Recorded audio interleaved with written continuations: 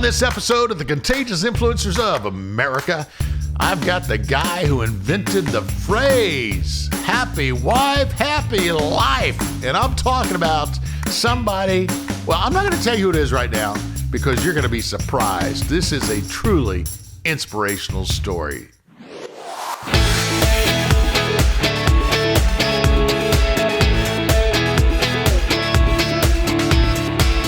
This is CIA, Contagious Influencers of America. I'm David Sams. I've got a guy on here today. Now, I know you're going to recognize him because he's been all over TV for many years as a just wonderful family comedian. I'm talking about my friend Jeff Allen. Jeff, of course, has done Netflix specials. He's done dry bar comedy. He's done, you name it. He has been on cable TV, but he's going to be with us today, and he's going to talk about that phrase he came up with and trademarked, and he's going to talk about his wife, too. So, Mr. Happy Wife, Happy Life, Jeff Allen is with us in the studio today, and I can't wait for you to meet him and to take him all in. And I can't wait for you to check out his new book, which is hitting bookstores. It's called Are We There Yet? My Journey from a Messed Up to Meaningful Life. And it's available from Salem Books. So do check that out. But first, we're going to get to the interview in just a minute. But first, I've got to ask you because, you know, this whole health thing, this whole healthcare thing, I know we talk about it all the time. And I've told you that MediShare has been a sponsor of a radio show for something like 10 plus years. And there's a reason for that, because MediShare works. There's something like over 400,000 members now in MediShare. And you know, their customer satisfaction is like double the industry standard. And most families are saving like $500 a month. So you've got to check out this incredible organization, because they are on fire and people love them. As a matter of fact, my wife, Shelly Ann, she's a member of MediShare. So please do check it out. All you got to do is go to 833-32-BIBLE. Just dial 833-32-BIBLE, 833-32-BIBLE, and check out the MediShare community. I just know in my heart of hearts that you're going to see great value in this wonderful, wonderful Christian company, MediShare. 833-32-BIBLE. Now let's get to that interview that I did with my buddy, Jeff Allen.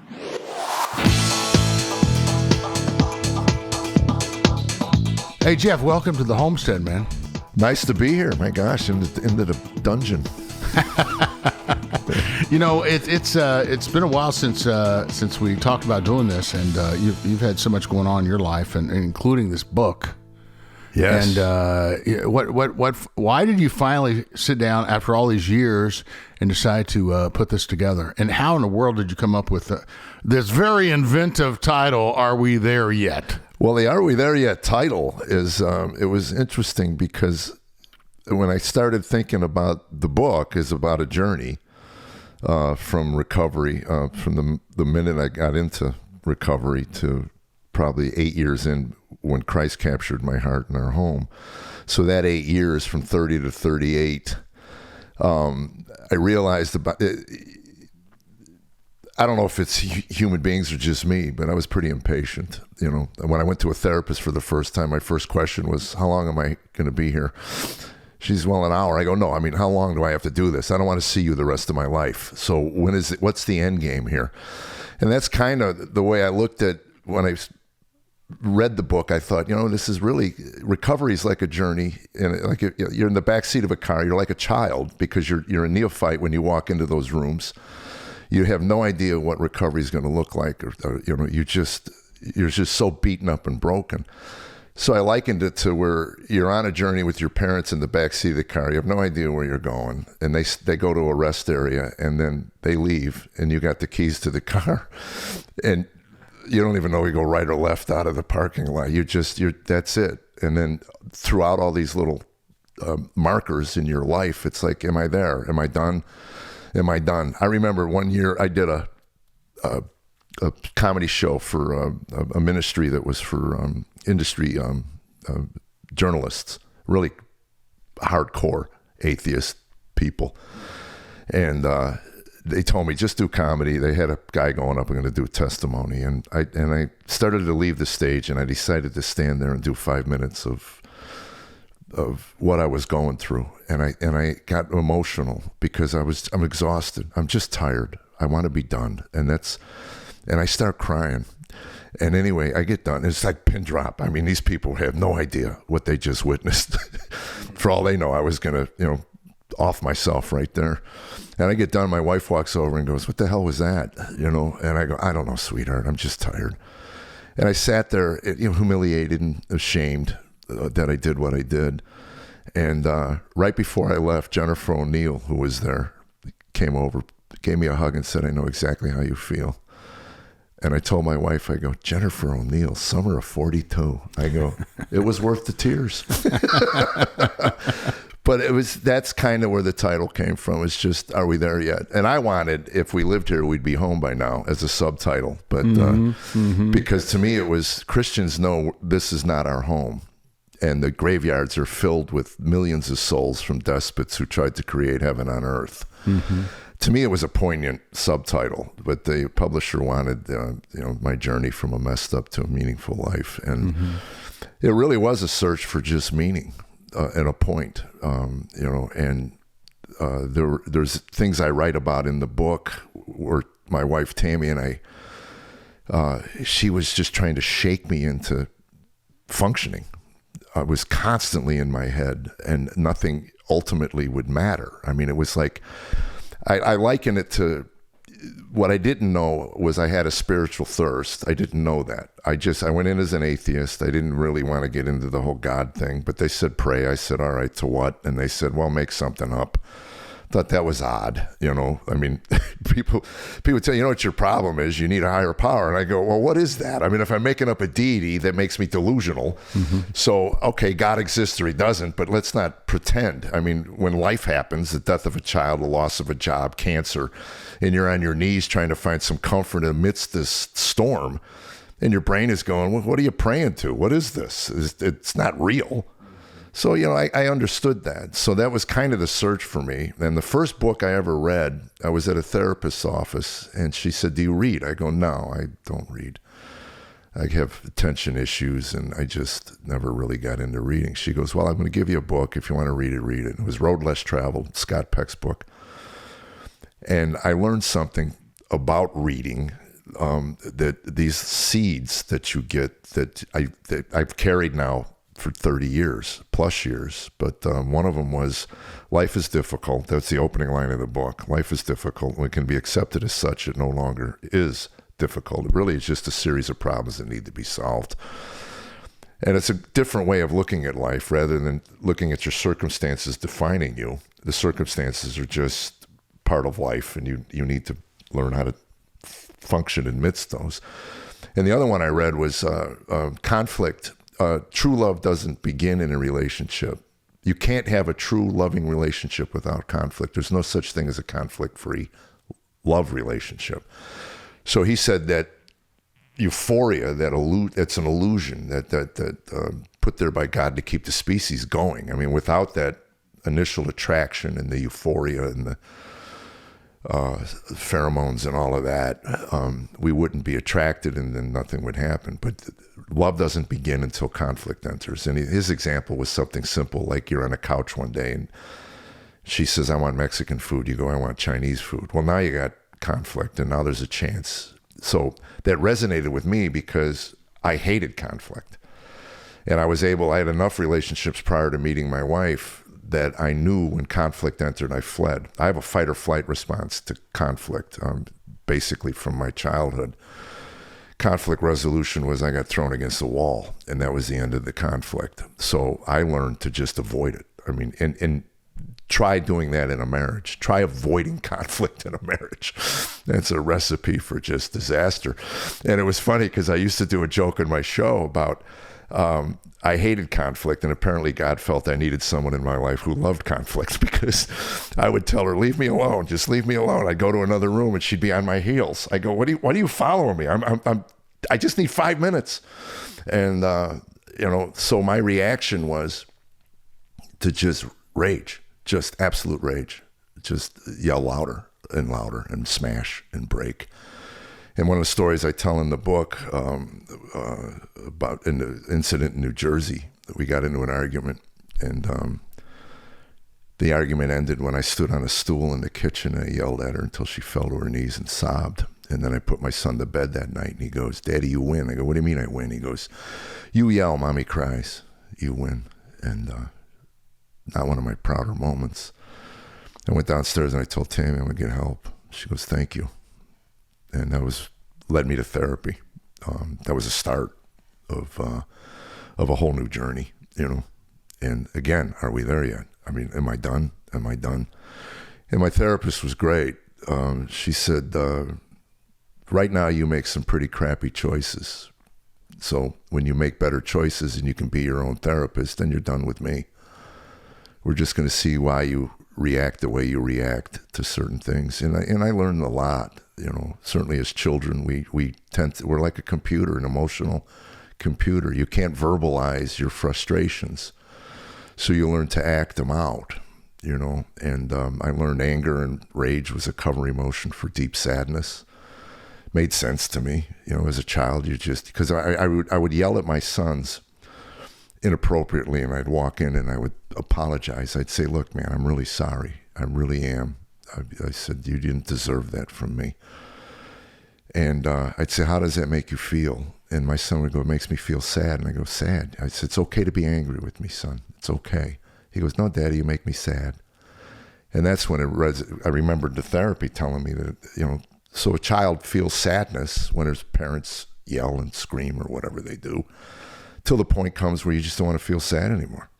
That just becomes too painful. You just go, "I'm not going to feel this anymore." And you bash your fist, you clench your fist. "I'm not going to feel this." So every time sadness is triggered, the reaction is, you know, clenching the fist. And so she said we need to get to the, you know, to where the sadness began, and, you know, and all of that.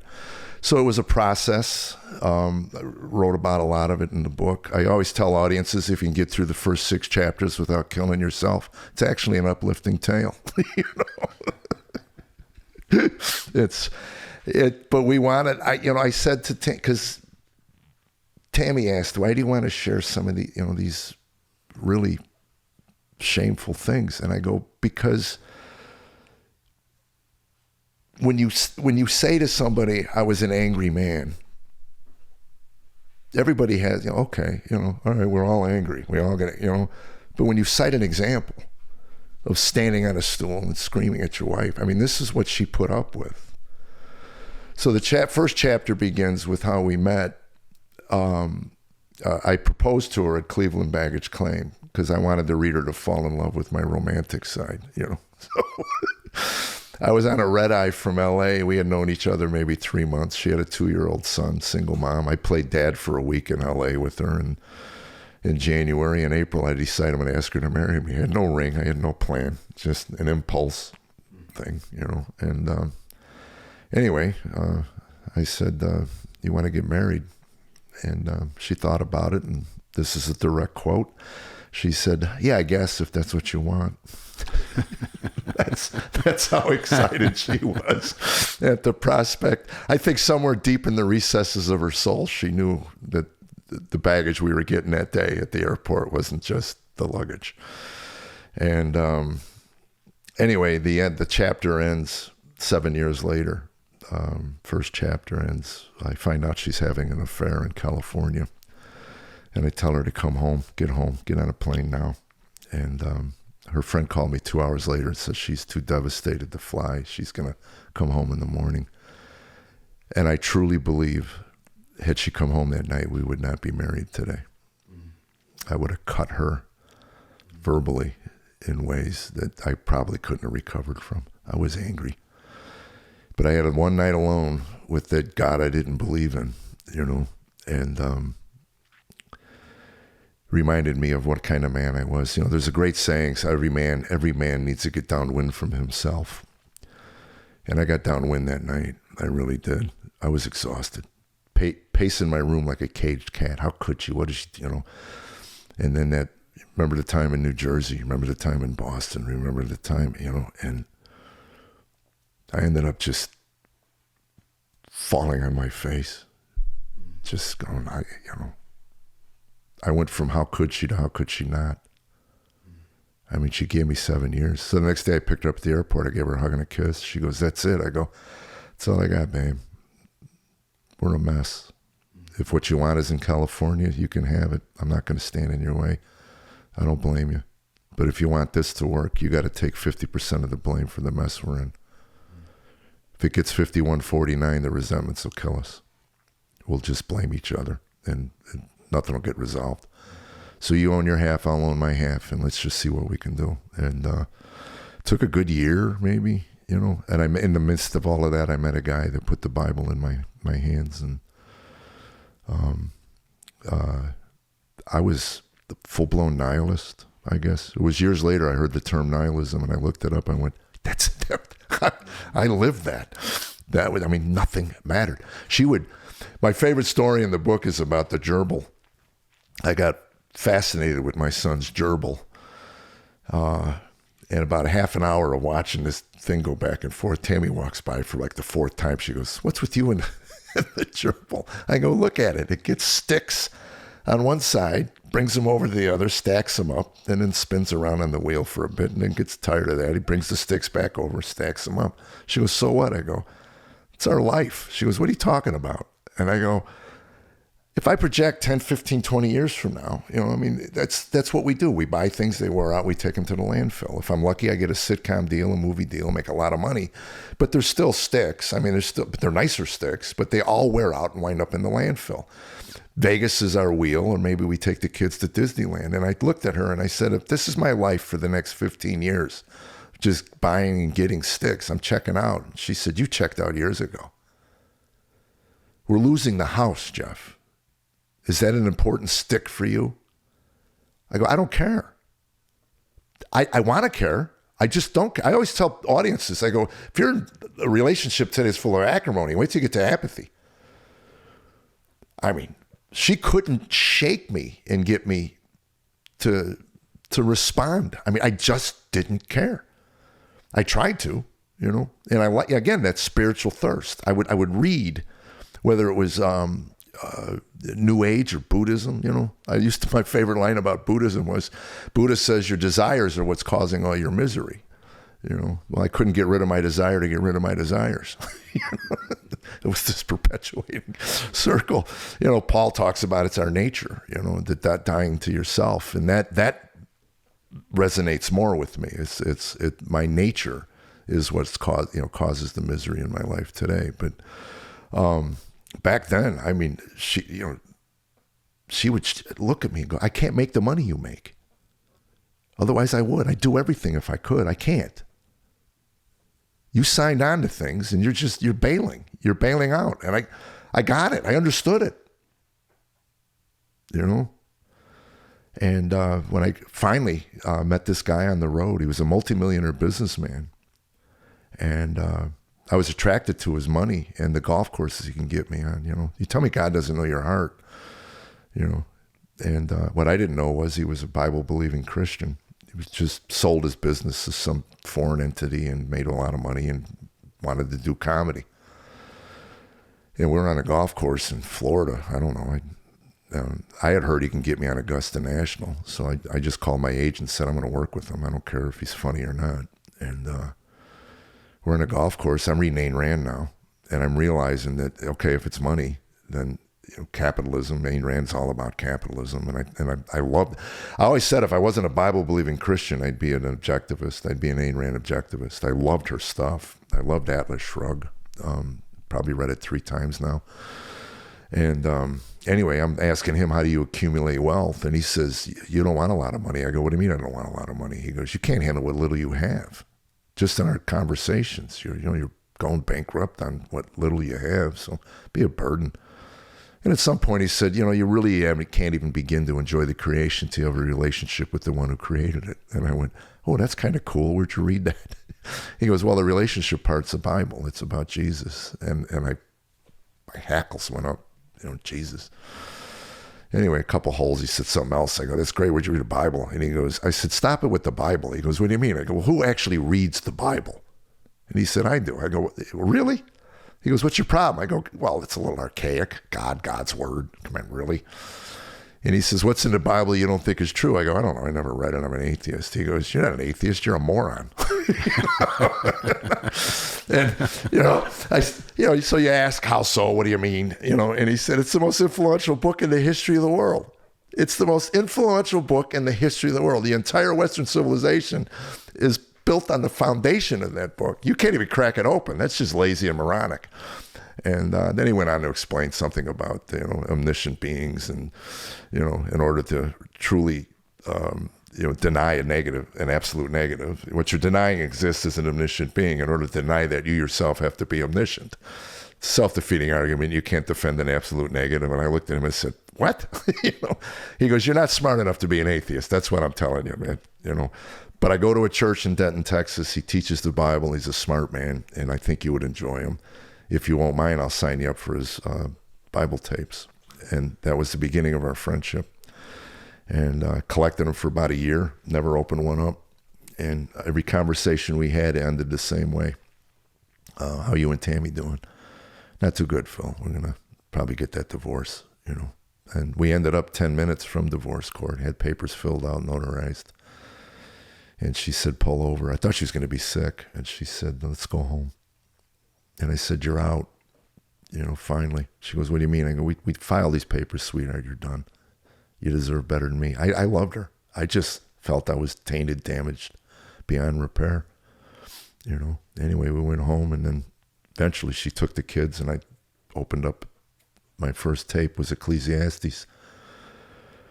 Meaningless, meaningless. All in life is meaningless.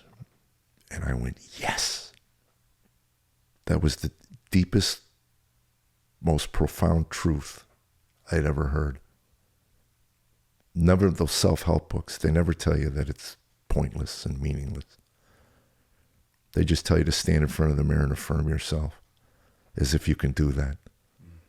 As if you are God, you're the deity.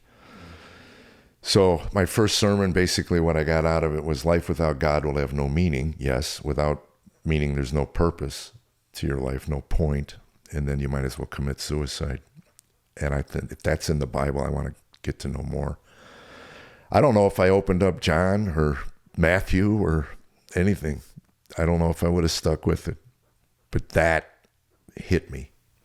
Because that was the truth. That was my conclusions after all those years of reading self-help and all of that it's pointless. Doesn't matter. It got really redundant, my reading. And it was Genesis 1:1. When I got to that tape, in the beginning, God, I fell on my face and just frightened. There's a God. I call my buddy up. I go, there's a God. He goes, I've been trying to tell you for like a year. I go, yeah. Well, he goes, you got a problem? I go, blasphemy, curse him, denying him. Why would he want anything to do with me? And he said, have you gotten to the cross? I go, the cross? He goes, Jeff, I can't ruin the ending for you, man. And I think it was the prodigal. To this day, I can't hear the prodigal without breaking down. What an image. What a beautiful, beautiful image of a loving father. A truly loving father, not a judgmental. I heard a great thing one day. Pastor said, I wouldn't walk across this stage to tell you about my religion, Christianity, but I'd crawl through broken glass to hell and back to tell you about the love of a Savior. Died on a cross for you. And prostitute at the well. No condemnation, none. So, that's awesome, unbelievable. I love that. So, let's back up a little bit. All right. And I want you to just take me back to the beginning. Paint the picture of the early years growing up, where you came from, and what family was like. Okay. Chicago, suburb, one of those planned prefab. We used to say Rome wasn't built in a day, but Sauk Village was. They'd build the foundations, bring the houses already built in on trucks, and then they would just nail them together. We were called Cardboard City by all the every area has a neighborhood that is frowned upon. We were the neighborhood. I was good in baseball, really good in baseball. I was picked for traveling teams. It was interesting when you got to high school and people found out I grew up in Sauk Village. They go, nothing good comes out of Sauk Village, But that was my dream, was to play baseball. I write about this in the book. My father came to me when I had just won an MVP award for an all-star tournament. That was one of the highlights. I was like 14. And he said, if you were lucky enough, if you're one of the few that advanced to the ranks of professional, someone will come to you and tell you the talent you have is given to you by God, and you tell them to kiss your ass. There is no God. And he went on to give me his views of the universe. And he hated Christians. His father was a pastor. His brother was a pastor. And for whatever reason, he turned his back on the faith. And I bought it. I said, okay. And I would tell everybody there's no God, there's no whatever, And he said what really bothered him was, these Christians come into your life and they see the finished product and they go, oh, look at God gave you this. They never talk about all the hard work you do. And I was in like 2 or 3 different leagues. I lived and breathed that game. There's not a picture of me as a child where my hand isn't behind my back because I wouldn't take my glove off. My mother made me hide the glove behind me. Within 5 years, I was out of baseball. I started drinking pretty much right after that. And again, I don't think God for a second said, I'm going to make you an alcoholic. I just think that the inspiration means God breathed. I believe God breathed into me that love. And what my father said was hard work was really just a joy. Nobody ever had to tell me to do that. So it was interesting. I have an interesting story. I was doing a fundraiser in Alabama for a young guy. And I said, what am I raising money for? He said, I teach middle-class skills to people coming out of prison. And I said, what is that? He goes, things you take for granted. Your parents taught you. Why you shower and shave before an interview. Why you dress nice for job interviews. And, you basically stuff that we've all been, tools we've been given by our parents.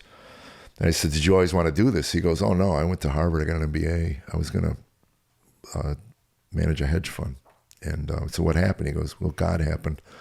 And then, what do you mean? He goes, I was about a year into that, and I realized how empty it was, So I got on stage that night, and I remember thinking the literal definition of inspiration is God breathed. So I had this image of this kid in New York going, I'm going to make millions. And God goes, all right, maybe I'll go to Alabama, and I'll work with some prisoners and stuff. Mm-hmm. So anyway, I just believe God drew his breath away from me and moved it on to somebody else, But that was, my father had a visceral, vitriolic reaction to anything Jesus, which leads me to believing he might have had something bad happen to him at church. Something bad. I don't know. But he was a talented man that troweled concrete. When he met my mom, he was an artist. He painted at the University of Chicago Art School. And he came out of the Army, self-taught musician, was invited to Juilliard. This is what I was told, so I don't know if somebody did research. My aunt told me this, his sister. My dad never told me this. But he was invited to Juilliard on the GI Bill. He could have went for music, but he wanted to do art. He wanted to paint portraits. He had beautiful portraits of my mother. And my mom told me this, and he sent some to Europe and whatever happened, they got destroyed, an accident destroyed. Anyway, he got drunk and burned every portrait of my mom and quit playing the horn. When I started doing research on his life for my therapy, I wanted to get into my childhood. It explained why he was so angry. When you deny that part of your soul, which is the artistic part. When he took me to Chicago for the first time, he pointed out all the high rises he worked on, and I realized that to him that was his artwork. He was so proud of those high rises. He troweled concrete on the steps leading up to the Sears Tower, and Marina City, all of them. My wife and I just went on vacation 4 or 5 years ago. First time I went to Chicago as a tourist, and we took the architectural tour down the Chicago River, and I pointed out all the buildings that my father worked on. You know, he was an angry man, drunk a lot. You know, Mom was a saint. I found out on her deathbed when she was in hospice that she was saved at a Billy Graham crusade when she was a young girl. And my aunt told me, her sister told me, that she never walked away from the faith. She just kept it to herself because everything Christian angered my dad so much. But it explained her. I mean, she was the calm amidst the storms of all the men, you know, my brother, me, and my dad, you know.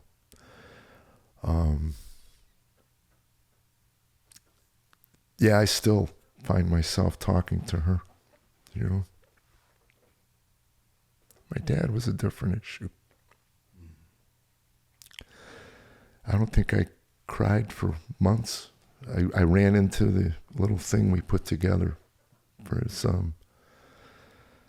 cremation, and we all wrote a little blurb about Dad. He was a hard man. One of the images I have of him that breaks my heart was probably a couple months before he passed. I was visiting down in Texas, and I couldn't bring myself to hug him. He wasn't a huggy. I asked my sister once, did you ever sit in Dad's lap, watch TV? She goes, what do you mean? I go, because my grandchildren, they're always piled on top of me. I mean, if there's 4 of them, all 4 of them are sitting on me, you know? And I started thinking about it, and I go, I don't remember ever sitting in his lap. None of that. And Vicky goes, come to think of it, no. You know, never did, you know. And so there, my image of him as I'm driving away from the curb was the last time I saw him. Was him crying with his arm. It was such a sad picture. And as I'm driving away, there was just this sense of relief to get away because it was so uncomfortable. So uncomfortable. And months before I reacted to his death. And it eats at me because I don't want that. I want to be missed by my children, you know. So I'm trying to make up for lost time. I was on the road so much when they were little, and you know, one lives in Missoula. Believe me, that's not an easy trip, you know. But we're trying to get up there twice a year for a couple weeks at a time, just to be part of their lives. My youngest son lives in Columbia, and there's a distance between us, and breaks my heart.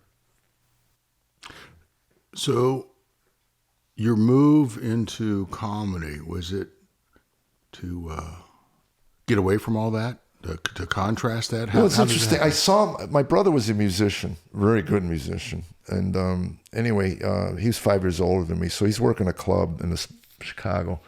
And I was there. I was like 16 watching him. And comics opened for him, a couple of comedy team.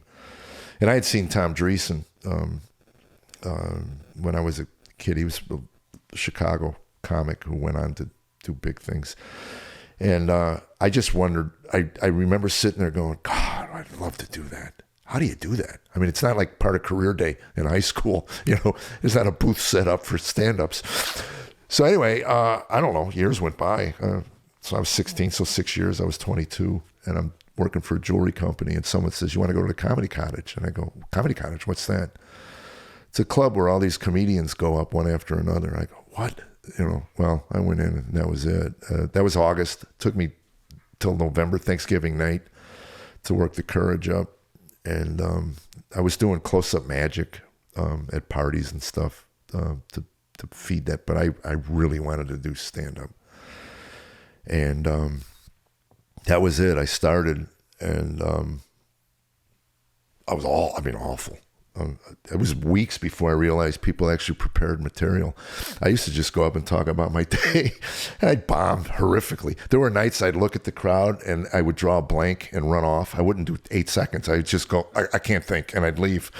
So the MCs couldn't leave the room for the longest time. And about a year and a half into it, the club owner came to me and goes, "Don't ever think you'll make a living at this." And I said, "Thank you." He goes, "Oh, you're welcome." I go, "No, anybody who's ever made anything in their life has had some a-hole in the past tell them they weren't going to make anything in their life. You're my a-hole." I'm going to tell this story for the rest of my life, and I'm telling you. So, but that was, I had terrible stage fright, and the drinking didn't help with the memory stuff, remembering. My first routine I ever did that got a laugh, and it taught me,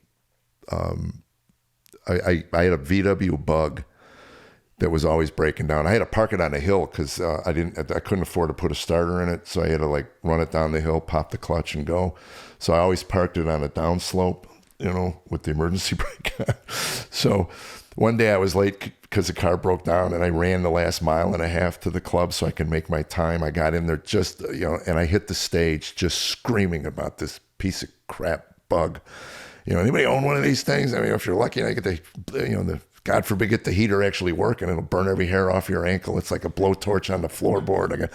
The defroster's your breath in a rag. I mean, it was one after another that just fell into place. And I was in a zone where at one point I realized, my God, they're laughing. Holy cow, they're laughing. So I learned. I said, comedy's angst, and truth. Angst and truth. And people relate.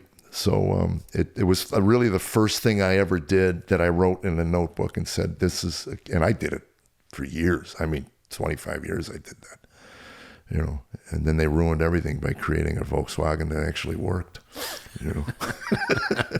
Young people go, I don't get what he's talking about, but I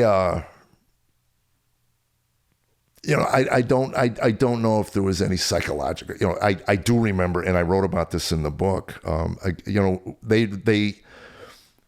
they wanted some darker tales about my father, but I wouldn't put them in the book because I wanted him, if he was alive, I wanted him to be able to read it and go, it's honest. And I talked about what he created with his hands, and the dichotomy of what he tore apart with his hands, the stuff he smashed and broke and pitched us and tossed us and spanked us, but then on the other hand, he created all this beautiful artwork. Near the end of his life, he started painting again. At the end of his life, I asked my mom when he said, your father's painting again. I go, is it all purple and black jagged edges? This image of this, but no. What he would do is he'd take his camera around, and if he saw a Native American he lived in Tucson, and if he saw some old weathered Native American, he'd ask him if he could take his picture. He just didn't want to take pictures out of the magazines and paint them. He wanted real. He got convicted. I wrote this in the book. He was the first one convicted on the Arizona road rage law, the new law. He always wanted to get a picture of a hawk. Again, he didn't want to take a picture of a hawk and paint it. He wanted to get his own picture of a hawk and paint it. So one day he's at a red light and there's a hawk on some roadkill. So he's always had his camera on his bench seat next to him. So he sneaks out of the car with his camera and he's about ready to snap the picture, and the light turned green and the woman behind honks and the bird flies away. And I can't repeat what came out of his mouth, but anyway, she took his license number down. And my mother was one of the driest senses of humor. My father, he never understood. He didn't get the irony of the fact that he didn't believe in God, but he railed against God his entire life. Every slight was something that the divine was doing to just annoy him. I saw a cartoon one day that I sent to my entire family. It was some guy screaming at the heavens, "Why me? Why me?" And then the next frame, the sky opens up and a big finger comes out and says, "I don't know, something about you just pisses me off." So I said, that's Dad. I said, wouldn't it be great if God answered and find, why me? Why me? So every red light was a front, why me? Always, like he's the only one, you ignore the other 57 cars that are sitting at the red light. So one day, my mother always poked him. She was great. We get stopped at a red light, as he's driving up. She goes, "Oh, look, Jack, God made another light red." Shut up. But yeah, so anyway, my mom tells me the story about the road rage. The police show up at their house, and she said, "Jeff, all your dad had to say was, yeah, I got a little out of control. I'm sorry." And it would have been it. Oh no, he reenacted the whole thing. Just all the names he called her, every name in the book, screaming. People were coming out of their houses to watch the arms flail and, cussing and screaming and hollering. So anyway, the cop goes, "Well, got to take you in. You're the first." So that's Dad, and very talented. Could have been, I probably should have been an actor. His ability to do dialect, I wish I could do. He'd hear a dialect and be able to repeat it. Had perfect pitch, I guess, from what someone told me. He didn't brag on himself much, and I didn't even know he drew. And one day I saw him doodling on a piece of paper. I go, "Holy cow." He goes, "Yeah, I used to be fairly pretty good at this." The drinking. Set the tone for me. What was the era? What was the appeal? And how did you get all tied into it? How did it become all? Well, it was all around consuming. us. It was all around us. We lived in I don't know if you remember, suburbs. Everybody had bottles at everybody's house, so they'd party at other people's house. Everybody had their own. So they would just go from house to house every different weekend or whatever. And my parents drank.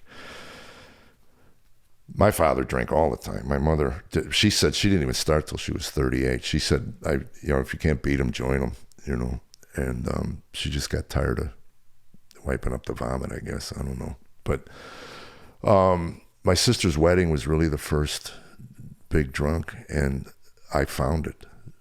I mean, they say most alcoholics can remember their first drink. I remember it vividly. It was a Seagram 7 and 7, and what washed over me was like, holy cow. Whatever walls I had put up through being shy or were knocked down. And my parents let me drink around them, They said, "I'd rather have you drinking here." So they didn't hide it. I mean, I got to drink at 14. And I always drank till I threw up. I mean, I never stopped. To this day, my wife will have a glass of wine and I go, "You're done?" I can't even get my head around that. Honestly, why have one, two? I mean, no, I drank until I vomited. That was the end of my drinking for that night. And then eventually my body kept it down. And I had a really high tolerance. So when I got to college to play baseball, by then I was gone. I was a drunk. I'd get half bagged at lunch, a couple pitchers of beer, go to workouts, and I made a year, and then I was ineligible the second year, and that was the end of my baseball. But cocaine came in the early 80s, I guess. My tolerance was getting down, and I was having a hard time performing, talking.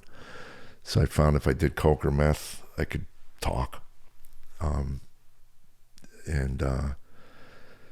I was lucky, blessed. There was I loved meth. I loved meth. And I got it from first time from a dental student in Pittsburgh. And he said, "Have you ever done this stuff?" And I go, "What is it?" He goes, "It's crystal meth." I go, "No, I don't think I have." And I went, oh my God. But I couldn't find it. I mean, I go around Chicago. Anybody got crystal meth? No, it was all coke. And probably saved my life. Probably did. I can tell you the first time they passed the pipe to me, freebase. I was sitting after a show, and they passing this thing around, and I go, what is that? And they said, free base, man. You've never experienced anything like this. And I put it to my mouth, and I went, you know, that little voice, I got enough problems. And I passed it on. And when I heard about Pryor, somebody said Richard Pryor, they were there the first time he freebased, and they said they saw something click in his eyes, and he was gone from that day on. You know, my brother, same thing, was a crack addict, wound up on the streets, and he told me, he goes, "It's nothing like crack, nothing," you know, and I'm just grateful. Whatever, you know, God, I believe God was there. God had other plans for me. It's just, you know, we were stopped. I tell this story in the book. We were stopped, me and my buddy, we were drunk on a train in the south side of Chicago, and we wound up 3 a.m. in the wrong neighborhood on the L tracks. And 6 or 7 guys come running down the thing, circled us like hyenas. They just, I mean, and taunting. And then one of them looks at my buddy and goes, "You're a comedian." And TP goes, "I am." He goes, "I was at your show Wednesday night in Zany's. You're funny, man. What are you doing out here?" We go, "We're lost." He goes, "Yeah, damn right you're lost." And they sat there until the next train came, like guardian angels. They went from predators to angels. Based on that, I got on that train, I said to TP, "How many people were at that show?" As if it matters. He said, "Maybe 20 in a city of 8 million, or whatever. I don't know." And the day after I gave my life to Christ, that was one of the stories that came to me. I was sitting on the end of my bed, wondering what was different. Something felt different. I mean, for the first time in ever, something felt. You've heard the term lightness of being. That's what I felt like. I got up in the morning and I just felt different. And I'm going, what is going on with me? And I go, oh yeah, yesterday I gave my life to Jesus. I wonder if this is what it is. And then this vision of overlooking a valley, and that little voice says, I was here. And there was all these little markers in my life where I could have lost my life, probably 5 or 6 different times, you know. Isn't it amazing when you can look backwards like that? You can connect those dots where you look back on it now and you see how. Well, there was a hand there. And then again, the skeptic in me goes, what about the family that gets off the exit ramp in Chicago to get gas and they wind up getting offed? You know, and when my son had a friend that passed away, died, 19 years old, he fell into a glacier. He was hiking in New Zealand and he died. And Ryan says to me, he goes, is he in hell now? I go, I don't know, son. I mean, heaven and hell is not my domain. I don't know. I really don't know. You know, it's a tough thing sometimes to live when others around you don't. And you're left with with the question, why me? Why am I? I mean, I should have died 15 different times. And for whatever reason, God kept me around. So maybe it's this book. Maybe it's this book. Maybe there's a greater purpose in just somebody just hearing your words, right? And then there's a ripple effect that's created from that. That's it. Again, I try not to overthink it. I overthought for years. And it didn't get me anywhere. So. I kind of try to stay within my lane of my area, and heaven and hell are not it. You talk about 3 ways to change your life for the better. Let's talk about those. Well, I don't know about the 3. I know I posed 5 questions in the book. What defines you, and that's probably. Well, I don't know, because Tammy, if you had her here, I think she would also say that she got wrapped up in a different. What defines you? Most men will say, if you ask, who are you? Well, I'm a comedian. I'm a husband. I'm a father.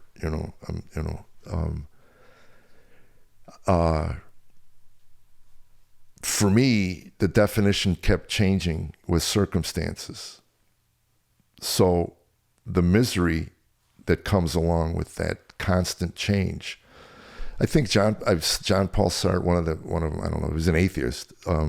He said, in order for something finite to have meaning, it has to be connected to and fixed, something infinite that's fixed, that doesn't change. He wouldn't use the word God, but that's God, something infinite and fixed and never changing. So if that defines you, your relationship with the divine, then that's never going to change. Your circumstances will constantly change.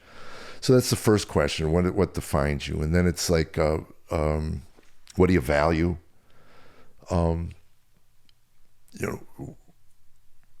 I thought when I first heard values 30 years ago, it would have been money and things and sticks. It would have been sticks. That's what your worth is connected to. What are you worth? Mm-hmm. Now it's things like honor and integrity. I'm trying to live a life of integrity. It's not the easiest thing in the world, but to me, the definition of integrity is when you integrate what you believe with how you live.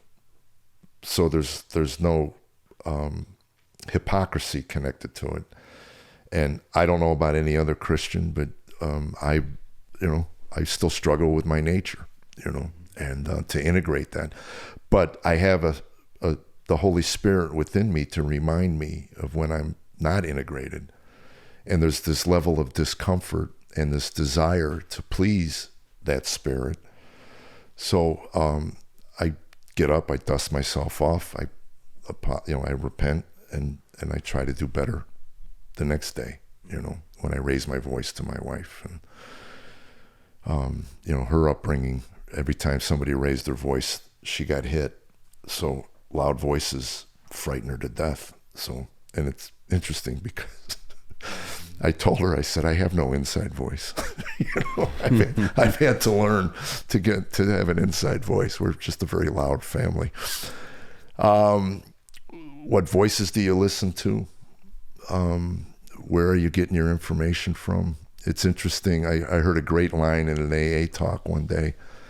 When my brain tells me I'm a worthless piece of garbage, I have to check it and go, what is your source of information? Because, okay. But what is your source? Where's it coming from? So what voices do you listen to? I was never more miserable in my life than when I was just watching news. I said to somebody recently in an interview, if I was the devil, I'd create a 24/7 news cycle with a paradigm that says if it bleeds, it leads. So everything that bled into those living rooms just gave you the worst of humanity. And then when somebody posited the concept of a loving creator, and you contrasted it with what you watch and bring into your living room every night, be a hard pill to swallow. So pay attention to the voices you listen to, and then, there were 5 of them. I'm just old. But, yeah. As far as getting material, especially in this... Expectations. Huge. I used to tell Tammy, if you keep your expectations of me in check, I'll meet them. That'll keep you from getting miserable. So that's kind of the joke at our house. Every time like if I forget, like the other day, I said, I'll fix dinner, don't worry about it. And I was going to grill burgers. She didn't want a burger, but we had leftover chicken noodle soup. So I brought the pot out and put it on the stove, and that's where I left it. And then she's slamming things around an hour and a half later. And I said, what are you so upset about? She goes, I thought you were going to cook dinner. And I said, so you're cooking it? And she says, yeah, because you're not. I go, you expect me to remember 4 hours later that I was, how hard is it to turn the pilot light underneath the fan? So we get into this huge thing over, again, expectations. I mean, expect me to forget and then we'll be fine. So you could remind me, I know you, Jeff. 2 hours, 3 hours ago, you said you'd cook, but obviously you're sitting on your rear end here while I'm getting up. I'm hungry. So anyway, yeah. So, what are your expectations? And it's fair in a relationship to talk about them, because I think that if there's, there's an expectations of fidelity for certain, and Tammy made me take the word affair out of the book. She said the word affair gives the reader the belief that there was something romantic. There was nothing romantic. I just wanted someone to be nice to me, and he was. You weren't, and I got it. I understood it, and rather than using it as a bludgeon to guilt her and shame her, I used it as a point of self-reflection. I know what I married. I didn't marry somebody that would do that. So obviously, I at least had a part in that. So anyway, expectations, values. That's good. That's good. So talk to me about the source of your material, because look, we're all wore out. We live in you can either look at it as a funny world or a not so funny world. There's two ways of looking at it, but in this crazy world we live in today, I think one reason our show's so successful is that we're an oasis from all the noise. Right. I'm like you. I even went on a news sabbatical for about a year and a half, where the only time I turned on the news, I think there was a hurricane warning and a tornado warning. It's always a weather related thing where you got to make sure it's not coming at you. And I shut it all off, and it was literally the best year and a half of my life, I think. I'll tell you what changed me. I was in the 90s, and I was miserable, just miserable. And I was working with a guy at a 12-step function. I was supposed to do my drunk-a-log. And I'm backstage with this guy, and I said, I'm so miserable, man. I'm 6 years sober, whatever, and I can't, and he goes, how much news do you watch? And this was before Fox. There was CNN, there was headline news, there was C-SPAN. And he goes, how much news do you watch? I go, I don't know, 6-7 hours a day, not much. It's always on in the hotel room. So anyway, he goes, let me tell you a story. He was over in South America, and the Pope was there. He said, I'm a backslidden Catholic, but who doesn't want to see the Pope? So I go to the park, 250,000 people, and at some point, Pope says, let's pray. So 250,000 people on their knees praying. He said, I got to tell you, it was one of the most profound spiritual experiences of my life. Something washed over me, right? So anyway, I go back to my hotel, turn on CNN, and they're, of course, are covering the 50 protesters who think the Pope is the Antichrist. And he goes, it hits me. The camera's that big around. It's the size of a ball, and it's myopic. Whatever the news director decides to put that camera on, that's the news you get for the day. And it goes into that if it bleeds, it leads thing.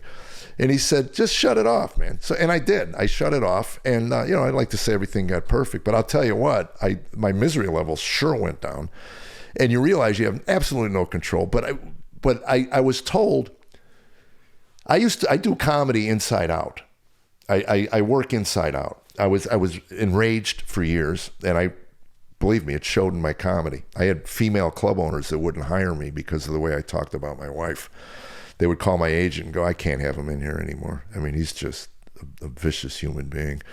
And, to me it was, they're just jokes, So politics is a wonderful thing if you're miserable on the inside. We tend to try to find externally what fits us inside. If we're full of inner turmoil and rage and anger and stuff like that, that's not normal. This isn't the way God designed us.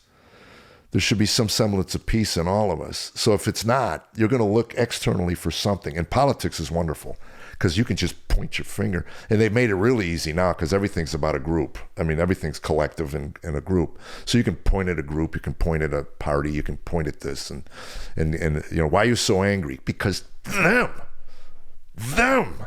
and oh, yeah, I get that. And then you find surrogates to pat you on the back. But, the logical question is, well, what control do you have over that?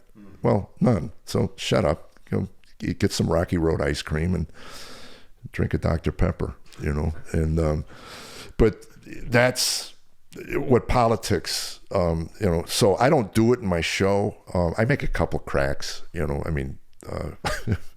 kind of hard not to. I mean, at some point you gotta, it's almost ridiculous, but the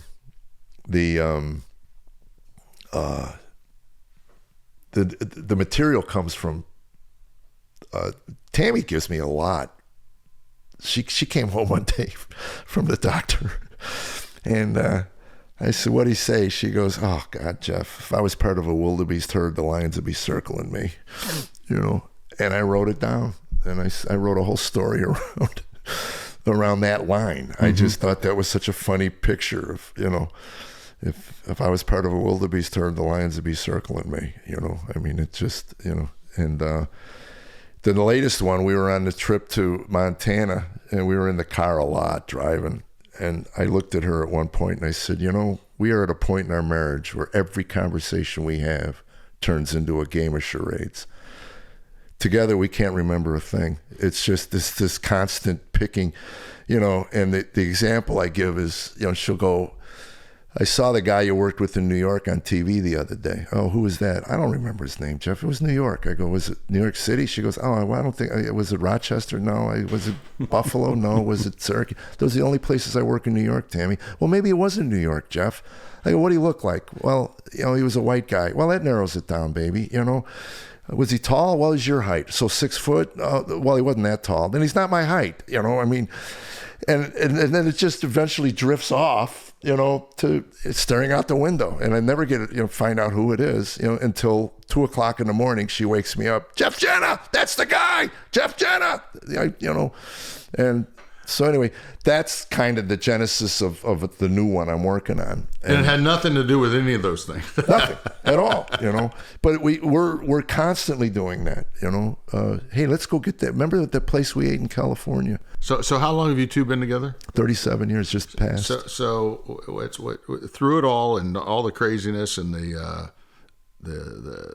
yelling, the screaming, the tears. Why has it worked? Why does it work? Yeah. I think we got our expectations in place, It took me, I had a therapist tell me I loved my wife. I was so beat up and broken when we got married. She says, "Do you love your wife?" And I said, "I don't know. I don't know." And Tammy will say that one of the most hurtful things I ever said to her was when we couldn't counsel together. It took 20 minutes for the counselor to realize we couldn't sit in the same room together. But in that 20 minutes, I said probably one of the most hurtful things. She said, "Do you love Tammy?" I said, "Yeah, kind of the way you love your sister." To this day, she says, that is, of all the things that you've said, that was the most hurtful. Mm. But it works because we took divorce off the table, and we're different people. Christ has changed us. Our relationship with Jesus has changed us. Our priorities now are really different. Before it was always, for me, it was always just trying to figure out how to put a roof over their heads. It was this constant scraping to get, and I didn't, I tried to quit comedy in the 90s, and I realized I had no skill set. I really don't. I have, this is it. And she's the one that told me. I mean, I was doing temp work, and they wanted me to seat people for a comedy concert. And I'm not going to tell you the name of the comedian, but when Tammy heard it, she goes, "You're not sitting anybody for that hack. You're a comic. Fire your agent. He's got you convinced." And he did. He had me convinced I was useless, And anyway, when we turned everything around and we gave our life to Jesus, she wanted to move, and we moved to Nashville. And it's interesting. We did I write about this in the book, the geographical cures. People are in miserable relationships. They think if we just pack up and move to another place, it'll be better. Well, the truth is it won't be. And our time was about 2 years. That's how long we made it in Boston. We made it 2 years in Jersey at one place. We made it another 2 years in Jersey at another place. And then we got to Arizona, and that's where we just bottomed out. We made 6 years there, but we got saved there. no coincidence. We've been in the same address for 26 years now. You know, you get things right, and right is the divine. You're not God, and then studying what a good marriage looks like in the Bible, you know, and what a man, the definition of a man. My father gave me things, you know, you drink, you know, and you can handle your liquor. I mean, and if somebody calls you a name, you punch them in the face. It's not what I would call a man today. You know what I mean? You try to honor your word, you know, and again, in integrity means something, you know, and there's something about being around men, strong men of integrity. For me, it's an attraction, you know. I mean, it makes me want to. I have a desire to be like certain people. I don't want to be around people. It's toxic to be around cynics for me anymore, and I see it and hear it a lot, especially in the comedy world. You know, the cynicism. I was so jaded for so long, you know, and I see the apathy in the airports on the young men. You know, you want to walk over and just shake them. There's something better out there, man. Something better. You know, God has a plan for you, man. You know, and so I think it works because we want it to work. You know, and there's times she walks in a room, and I just I lose my breath. I mean, beautiful. Just. Not all the time. See, I'm not a freak, you know.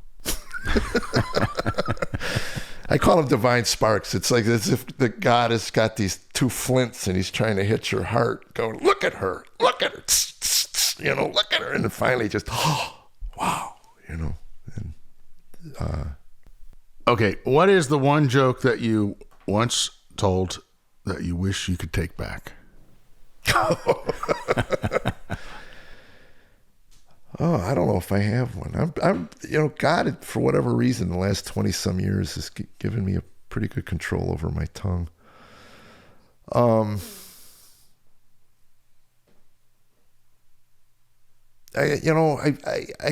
tell you what, I did some political stuff at a fundraiser, and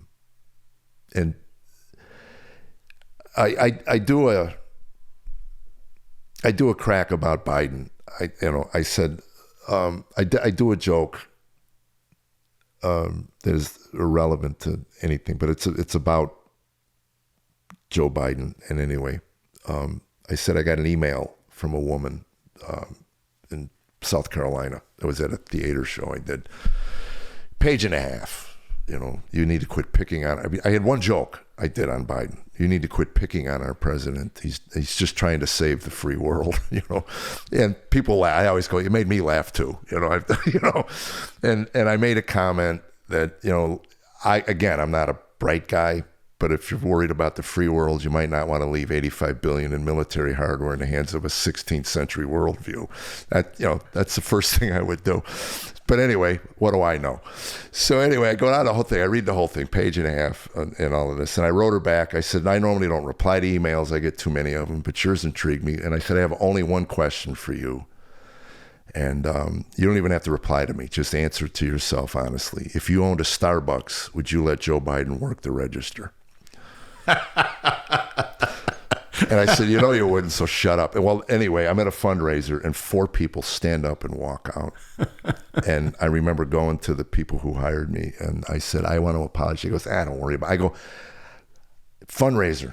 For all I know, they were $100,000 donors. I said, I know better than that.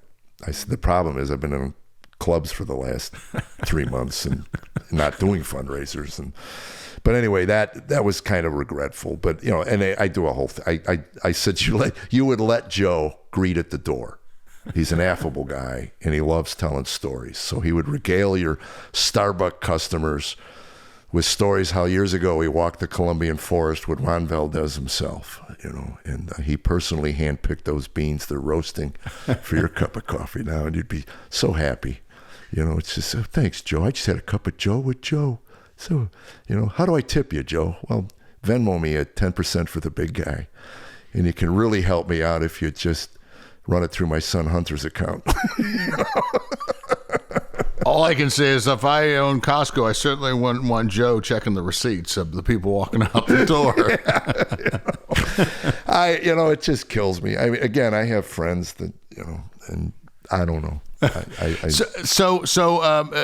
Tell me, in your entire career, what is the one joke you have told that you're best known for?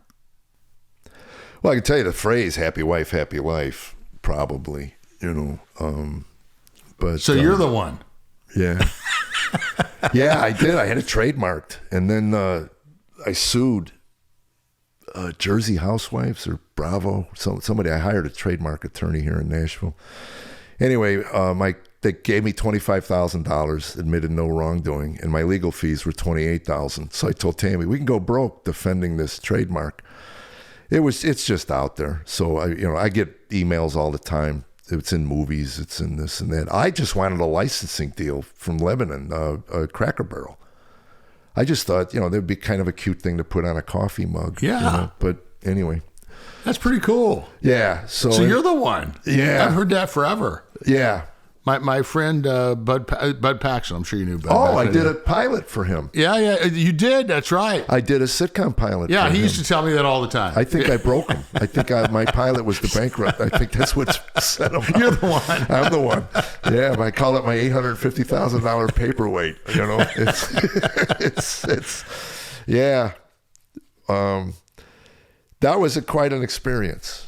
I wasn't ready for it, and now we got people interested in doing a pilot for the book. Oh, that's fantastic. For possibly Angel Studios. Well, I'm so glad we had this opportunity. We could go on and on, but this has been great. Just hanging out and having you tell me some of these stories. And I wish you much success with the book. It's a lot of fun, very insightful. And I really, really appreciate you and appreciate your heart and you just coming over and telling stories. Come over again. Let's just hang out. Thanks again, Jeff. The book is called Are We There Yet? And it's in stores from Salem Books. Please do check it out, and check it out at Amazon.com. And thank you, Jeff, for stopping by the homestead. This has been CIA, Contagious Influencers of America. I'm David Sams, and I gotta just tell you, we've got so many great episodes now on our website at ContagiousInfluencers.com. Do check it out. Check out our radio show website at KeepTheFaith.com. And this week, go out there and live that life in living color, because it sure is a heck of a lot more interesting than living in black and white. I'll see you next time.